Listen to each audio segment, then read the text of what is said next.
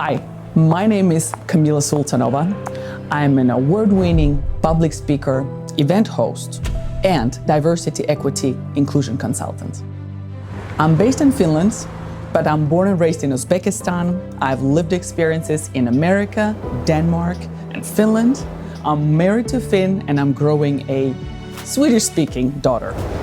I've spoken on stages in 17 countries, including TEDx stage, European largest equality and diversity conferences, European Commission events, ministries, tech and startup summits, innovation and competencies and networking themed events.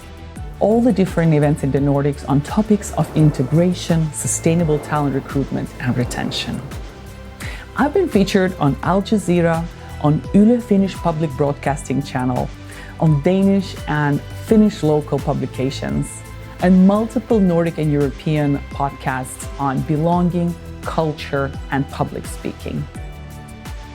I speak about the importance of inclusive leadership, diversity, equity, inclusion, and just how we can use these learnings in order to build winning organizations, workplace cultures where everyone feels that they can belong. And I bring multicultural and multifaceted view on any organizational challenge you might face, as well as inclusivity and a sense of community at your events.